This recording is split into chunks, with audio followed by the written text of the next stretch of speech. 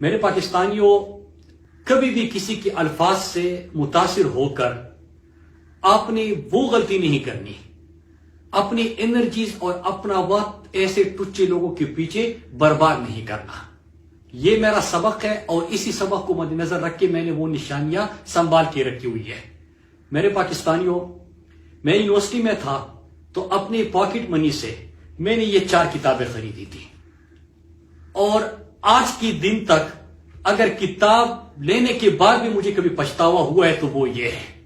کتابیں میں شوق سے پڑھتا ہوں، دل سے پڑھتا ہوں، اپنی پاکٹ منی بھی اس کے اوپر لگاتا تھا، لیکن یہ دکھ ہے جو کہ میرے اوپر بہت باری ہے، اور آج تک میں اس کو فیل کر رہا ہوں کہ ٹچے لوگوں کی باتوں میں آ کر میں نے بھی ان کو سننے کی تھوڑی سی غلطی سرزد ہوئی تھی، جس کے اوپر میں معذرت خواہ ہوں اپنے آپ سے۔ پھر اس کے بعد میں آ جاتا ہوں کہ جن کا معیاری صحافت ہی ایسا ہو کہ ریٹائر افسران کے چائے میں ڈبوئے ہوئے رس یا پاپے گننا، جن کی صحافت ہو یا ان کا معیار ہو یا ان کی وجہ شہرت ہو، تو ایسے لوگوں کو جواب دینا میں اپنی توہین سمجھتا ہوں۔ لیکن آج جو میں آپ کے سامنے بیٹھا ہوا ہوں، میرے پاکستانیوں، آپ کی محبت کی وجہ سے، اپنے ان کارکنان، سپورٹرز، ووٹرز کی محبت کی وجہ سے، اور جو ان کو خیال ہوتا ہے، ان کی دعائیں میرے ساتھ ہوتی ہے، ان کے لیے میں نے جو جتنا جواب دینا تھا میں نے دے دیا۔ سمجھنے والے سمجھ گئے، باقی ایسے ٹچے لوگوں کے اوپر، اور اس سے مہذب لفظ مجھے نہیں آ رہا، میں آپ کو یہ بتاؤں، میں اس لیے آپ کو بتاؤں کہ میں نے کبھی کسی کو گالی نہیں دی۔ میں بات کرتا ہوں دلیل سے، ہاں ایگریسو ہو سکتا ہوں، میرے انداز سے کسی کو اختلاف ہو سکتا ہے، لیکن میں گالی نہیں دیتا۔ لیکن اس سے مہذب لفظ اس شخص کے لیے مجھے میرے پاس نہیں تھا، لہذا میں نے اتنا جواب دینا تھا، آپ سمجھ گئے ہوں گے۔ اب میں آتا ہوں مین پوائنٹ پہ۔ دیکھیے میرے پاکستانیوں، آپ کو یاد ہوگا کہ جب یہ ریجیم چینج آپریشن ہوا تو میں نے آپ کو پہلے سے بتا دیا، میں کوئی پیشن گوئی نہیں کر رہا تھا، میں کوئی حالات آپ کے سامنے پریڈکٹ نہیں کر رہا تھا، لیکن جو کمٹمنٹس ہوئی تھی، جس طرح ریجیم چینج آپریشن ڈیزائن ہوا تھا، اور پھر میں نے آپ کو کہا تھا کہ پاکستان میں ایک دفعہ پھر کسی کی جنگ لائی جا رہی ہے، پاکستانیوں کو ایندھن بنایا جائے گا۔ گلگت بلتستان کا میں نے نام لیا تھا جو کہ سی پیک کا دروازہ ہے، میں نے بلوچستان اور گوادر کا نام آپ کے سامنے لیا تھا، میں نے زمشد اضلاع اور خیبر پختونخوا کی مثال دی تھی، اور آپ نے دیکھا بھی کہ پاکستان میں امن و امان کی صورتحال کس طرح بگڑی۔ پھر پاکستان کی معیشت کا ہم نے کہا تھا کہ کس طرح پاکستان اللہ نہ کرے دیوالیہ ہونے کی طرف جائے گا، یہ بھی آپ کے سامنے میں نے بات کی تھی۔ لیکن آج میں آپ کے سامنے اس کے اوپر بات نہیں کروں گا، میں کل انشاءاللہ آپ کے سامنے ایک دفعہ پھر وہ سلسلہ شروع کروں گا کہ ریجیم چینج آپریشن میں کیا کمٹمنٹس ہوئی، اس کے پاکستان کے اوپر کیا اثرات ہوں گے، ہمارے امن و امان اور ہمارے لوگوں کو کس طرح ایندھن بنانے کی طرف ہم بڑھ رہے ہیں یا یہ بڑھ رہے ہیں، وہ تمام چیزیں اور جو سیکوینس آف ایونٹس ہے اپریل کے بعد، وہ میں کل آپ کے سامنے رکھوں گا۔ آج میں آپ سے بات کروں گا ارشد شریف شہید کے حوالے سے۔ میرے پاکستانیوں، یہاں پہ چند چیزیں آج میں پہلی دفعہ آپ کے سامنے خود لے کے آیا ہوں۔ ارشد بھائی کی جب شہادت ہوئی تو اس کے بعد ہم سب کا مطالبہ تھا، آپ کا بھی مطالبہ تھا کہ سپریم کورٹ ایک جوڈیشل کمیشن بنائے جہاں پہ ہم سب جائیں اور جو ہمیں ہمارے ساتھ ارشد بھائی نے شیئر کیا تھا وہ ہم ان کے گوش گزار کریں۔ اس سے پہلے حکومت پاکستان فیکٹ فائنڈنگ کمیٹی بناتی ہے، اور فیکٹ فائنڈنگ کمیٹی جب بنتی ہے تو اس میں مجھے بھی بلایا جاتا ہے۔ فیکٹ فائنڈنگ کمیٹی کے سامنے میں نے 2 دفعہ تحریری بیان، سٹیٹمنٹ یا ان سے فیکٹ فائنڈنگ کی ڈائریکشن کو ٹھیک کرنے کے لیے، قاتلوں کو پہنچنے تک کہ پہنچ سکے ادھر، اس کے لیے میں نے 10 سے 15 سوال ان کو بتائے تھے، اگر آپ کو یاد ہو، جس میں ایف آئی آر، جعلی ایف آئی آر کس نے درج کیے، کس کے کہنے پہ درج ہوئے، کمپلیننٹس کون تھے، کون دھمکیاں دینے گئے تھا ارشد بھائی کو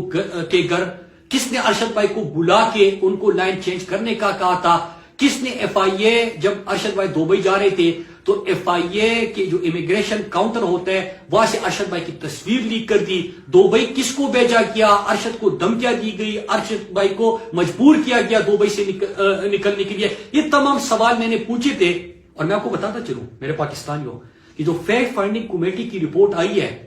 اس میں 2 چیزیں، صرف 2 سوالوں کے جوابات انہوں نے ڈھونڈنے کی جب کوشش کی ہے تو آپ کے سامنے کیا آیا کہ دبئی ارشد بھائی کا ویزا ایکسپائر نہیں ہوا تھا، جس طرح ارشد بھائی کا جنازہ پڑا ہوا ہے اور ادھر پریس کانفرنس کی جاتی ہے اور پورے پاکستان میں بیانی کی جنگ شروع کی جاتی ہے کہ ارشد بھائی کا ویزا ایکسپائر ہو گیا تھا، یہ دو جھوٹ بول رہے ہیں کہ ارشد کو نکلوایا گیا. وہ چیز ان کی وہ پریس کانفرنس غلط ثابت ہو جاتی ہے اور ارشد بھائی کو زبردستی دبئی سے نکلوایا گیا تھا طاقتور شخصیات کے کہنے پہ، جو کہ وہ انہوں نے اس کا ذکر نہیں کیا، لیکن یہ ضرور کہا کہ ارشد بھائی کو نکلوایا گیا تھا. یہ فیکٹ فائنڈنگ کمیٹی میں چیز سامنے آ گئی. دوسرا کہ کس نے جعلی ایف آئی آر کیے تھے، ہم بار بار پوچھ رہے تھے. ایک میمن گوڈ، دو تھانے کا ایس ایچ او، ایک ایف آئی آر کا صرف. جب ان کو بلایا گیا تو انہوں نے کہا کہ فلاں ادارے کے آفیسرز ہمیں بلایا تھا، وہ بیٹھے ہوئے تھے، انہوں نے ہمیں کہا تھا ایف آئی آر درج کرنے کے لیے. تو وہ چیز بھی ایکسپوز ہو گئی. تو ابھی اس وقت میں نے جو سوال دیے تھے اسی کے اوپر جو بھی جواب ڈھونڈنے کی کوشش کی گئی ہے وہ آپ قاتلوں تک یا دھمکیاں دینے والوں تک ان تک آپ پہنچ چکے یا آگے بڑھ چکے. تو یہ ایک فیکٹ فائنڈنگ کمیٹی کی بات ہوئی. دوسرا جے آئی ٹی، جب سپریم کورٹ کے حکم پہ جے آئی ٹی بنی اور جب جے آئی ٹی بن رہی تھی، میں آپ کو یہ بتاؤں کہ مجھے سپریم کورٹ نے بلایا نہیں تھا، میں خود سے سپریم کورٹ گیا کیونکہ میرا بھائی ارشد بھائی، ہم سب پاکستانیوں کی آواز، پاکستانیوں کی دلوں کی آواز، نظریہ پاکستان کے اوپر ثابت قدمی سے کھڑا ہونے والا، پاکستان کا بیانیہ دنیا تک پہنچانے والا، شہیدوں کا وارث اور ہر غریب، ہر مزدور، ہر قانون کو ماننے والے، آئین کو ماننے والے، ان کے لیے کھڑا ہونے والا، ان کے ساتھ دینے والا ارشد بھائی کی بات ہے. تو میں سپریم کورٹ خود گیا. وہاں پہ جب جے آئی ٹی بنائی گئی تو جے آئی ٹی نے مجھے بلایا اور میں آپ کو یہ بتاتا چلوں کہ یہاں پہ بات ہوتی ہے کہ مراد سعید کو بلایا تو مراد سعید نہیں گیا. جھوٹ، سفید جھوٹ. اور یہ جھوٹ کون پھیلا رہا ہے میں آج آپ کے سامنے وہ بھی بتا رہتا ہوں. جے آئی ٹی کے سامنے نہ میں صرف پیش ہوا بلکہ میں 2 دفعہ جے آئی ٹی کے سامنے پیش ہوا. ایک دفعہ جب میں گیا وہاں پہ کاشف عباسی صاحب، عادل راجہ جو ارشد بھائی کے پروڈیوسر تھے، ان کو بھی بلایا گیا تھا، ان سے بھی میری وہاں پہ ملاقات ہوئی. جے آئی ٹی کے سامنے جب میں دوسری دفعہ پیش ہوا تو میں نے تحریری جو بھی ارشد بھائی نے مجھے خدشات یا ارشد بھائی نے اپنے خطرات اس کا ذکر کیا تھا وہ میں نے اپنے تحریری بیان میں وہ درج کر دیے ہیں، اسی طرح جس طرح ارشد بھائی نے مجھے بتایا تھا، اور ہر صفحے کے اوپر میرا دستخط بھی موجود ہے. لیکن ایڈیشنلی میں آپ کو یہ بھی بتا دوں کہ نہ صرف میں نے وہ سب کچھ لکھ کے تحریر کر کے دستخط کر کے دے دیا ہے جو ارشد بھائی نے خطرات یا خدشات کا اظہار کیا تھا، بلکہ میں نے ساتھ میں کچھ سوال اسی طرح پوچھے جس طرح میں نے فیکٹ فائنڈنگ کمیٹی کے سامنے رکھے تھے کہ اگر آپ قاتلوں تک پہنچنا چاہتے تو آپ بیسکس ان چیزوں کے اوپر کام کریں. صرف 2 سوالوں کے اوپر کام ہوا اور آپ کے سامنے کتنے حقائق سامنے آ گئی. اسی طرح میں نے جے آئی ٹی کے سامنے بھی رکھے ہیں. اب سوال یہ ہوتا ہے کہ جب یہ تمام چیزیں میں کر رہا ہوں تو میں اس کا ذکر کیوں نہیں کر رہا؟ یہ جو روز کہتے ہیں کہ مراد سعید کو بلایا، مراد سعید پتہ نہیں کیا. اب میں آپ کو جواب دوں، میں میڈیا نہیں کر رہا. ارشد بھائی میرے لیے پولیٹکس نہیں ہے، ارشد میرے لیے بیانی کی کوئی جنگ نہیں ہے. ارشد کے ساتھ میرا تعلق، میری دوستی، میرا رشتہ بہت بڑھ کر ہے. وہ میرے گھر کا فرد تھا، میرے لیے ان سے بڑھ کر تھا. میں اتنا بے حس نہیں ہوں کہ جنازہ پڑا ہوا ہے اور یہاں پہ بے حس کو پریس کانفرنس کرے اس کے اوپر. وہ بندہ اس کے دوست بننے کی کوشش کرے، ٹی وی پہ آئے، جس کے ساتھ ارشد بھائی نے کبھی بات نہیں کی ہوگی. ارشد تو عزت سب کو دیتا تھا جو بھی اس کے پاس آتا تھا، لیکن ارشد بلیو نہیں کرتا تھا. پھر اس کے ساتھ میں ایک اور چیز بھی آپ کو بتاؤں کہ میں نے جو کچھ بھی تھا وہ وہاں پہ مطلب اپنے بیان میں درج کر دیا جو ارشد بھائی نے بتا دیا تھا. اور اس کے بعد 2-3 چیزیں میں آخر میں کچھ سوال چھوڑ کے جا رہا ہوں. وہ یہ کہ جو لوگ یہ بیانیہ بنا رہے ہیں، ہم سب کو پتا ہے، مجھے تو خاص طور پہ پتا ہے، جن کو خوف ہے کہ جو 2 سوال میں نے فیکٹ فائنڈنگ کمیٹی کو 10-15 سوال دیے تھے، 2 کے جوابات انہوں نے ڈھونڈ لیے، کون اس سے ایکسپوز ہو گیا؟ تو جو ایکسپوز ہو گیا نا تو اس کو خوف ہے، تو جس کو خوف ہے تو وہ یہ پروپیگنڈے کر رہا ہے. پھر دوسری بات یہ کہ ابھی میں نے جے آئی ٹی کے سامنے تحریری بیان دیا ہے، اس میں نے وہ کچھ لکھا ہے جو ارشد بھائی نے بتایا تھا، اور ارشد بھائی نے جس طرح بتایا میں نے اسی طرح درج کر دیا. تو کیا آپ کو اسی کا خوف ہے کہ اس کے بعد جے آئی ٹی میں کیا ہوگا یا سپریم کورٹ میں کیا ہوگا؟ ان چیزوں کا خوف ہے، اس لیے آپ یہ بیانیے کی اور اس طرح پروپیگنڈے کرنے کی کوشش شروع کر دیتے ہیں. اور ایک آخر میں ایک سوال چھوڑ کے جا رہا ہوں، اپنے جو پاکستان کے ہمارے ادارے ہیں جن کا نام لے کے ایسے ٹچے لوگ روزانہ ان کے ترجمان بن کے کہتے ہیں کہ ہمیں ادارے نے بتایا کہ مراد سعید جب وزیر تھا تو یہ سستی سڑکوں کا ذکر کرتا تھا کہ ہم نے سڑکیں سستی بنائی، ماضی میں مہنگی بنتی تھی تو فلاں ملک ناراض ہوتا تھا یا فلاں بندہ ناراض ہوتا تھا یا ادارہ اس سے ناراض ہوتا تھا، اور اس طرح کی لمبی کہانیاں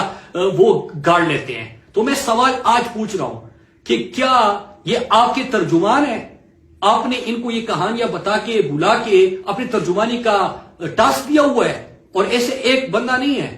جو لوگ آپ سے ملتے ہیں، جو چائے میں رس ڈبو کے وہ آپ کے گنتے رہتے ہیں، تو وہی لوگ آ کے پھر یہ باتیں شروع کر دیتے ہیں۔ تو آپ وضاحت کریں کہ کیا یہ آپ کے کہنے پہ ہو رہا ہے؟ اگر آپ کے کہنے پہ ہو رہا ہے تو کل بیٹھ کے میں اس کی تفصیلی جواب آپ کو دے دوں گا، اور یا ایک اور کام کرے گا، آپ کی زبانی ہے تو آپ کھل کے سامنے آ جائے، آپ بات کر لیں، پھر میں آپ کو جواب دیتا ہوں۔ تو میرے پاکستانیوں میں ایک چیز بتاؤں کہ ارشد بھائی کے حوالے سے میں جے ڈی میں بھی، سپریم کورٹ میں بھی، اور میں یہ عزم کرتا ہوں، میرا بلیف ہے کہ میں سپریم کورٹ میں مجھے کبھی نہیں بلایا گیا، میں خود جا رہا ہوں، اور میں سپریم کورٹ ہر دن جاؤں گا۔ جب بھی ارشد بھائی کا کیس ہوگا، جو بھی دروازہ کٹکھٹانا ہوا میں وہ کٹکھٹاؤں گا۔ جس کو بھی ان چیزوں سے خوف ہے اور یہ ادھر ادھر کی باتیں کر رہے ہیں اور توجہ ہٹانے کی کوشش کر رہے ہیں، ان کو ناکامی ہوگی، میں آخر دم تک لے کے جاؤں گا۔ جس نے ارشد بھائی، میرا ایمان ہے، میں بروز کہتا ہوں کہ جس نے ارشد بھائی کے اوپر زمین تنگ کر دی تھی، اللہ کی زمین تنگ کر دی تھی، اللہ کی زمین پہ اس کو جگہ نہیں ملے گی، وہ عبرت کا نشان بنیں گے۔ جس نے ارشد بھائی کے لیے خون حق کیا ہوا ہے، ان کو اللہ عبرت کا نشان بنائے گا، اور انشاءاللہ انصاف ہوگا۔ ارشد ان کے گلے پڑے گا۔ ارشد آج بھی زندہ ہے، ارشد کا نظریہ زندہ ہے، ارشد کے چاہنے والے زندہ ہے، اور ہم یہ مقدمہ لڑتے رہیں گے۔ اور آخر ایک چیز اور، کہ جو سوات فاٹا ملاکڑ بلوچستان میں ہو رہا ہے، میں روزانہ کی بنیاد پہ یہ سلسلہ جاری کروں گا، آپ سے بات کروں گا۔ اور اس کے علاوہ میں یہ بھی بتاتا چلوں کہ جو جن کو یہ خوف ہے، تو میڈیا چینلز کو بھی بتاتا ہوں، اور ان کے جو اس طرح ٹچے آ جاتے ہیں سامنے کہ ہمت ہے نا، تو میری تقریر میں تو پچھلے ایک مہینے میں 25-30 تقریریں کر چکا ہوں، چلاؤ نا، کیوں آپ لوگوں کی کام پہ ٹانگ جاتی ہے؟ ہمت پیدا کرے۔ خود میں مراد سعید کھڑا ہے، اپنے لوگوں کے لیے کھڑا تھا، اور میں نے اپنے لوگوں کی جس طرح نمائندگی کی ہے پاکستان کی تاریخ میں، اس کی مثال نہیں ملتی کہ آپ لوگ جو کسی اور کی جنگ ہمارے گھروں تک لے کے آ رہے تھے۔ اللہ کا شکر ہے کہ ملاکڑ میں آپ کو ناکامی ہو گئی، اور میں اپنے ملاکڑ کے لوگوں کو کہتا ہوں کہ اپنے آنکھ اور کان دونوں کھلے رکھنا، اور باقی جو اس چیز کے حوالے سے گفتگو ہے میں کل انشاءاللہ آپ کے سامنے رکھوں گا۔ آپ سب کا بہت شکریہ۔ پاکستان زندہ باد۔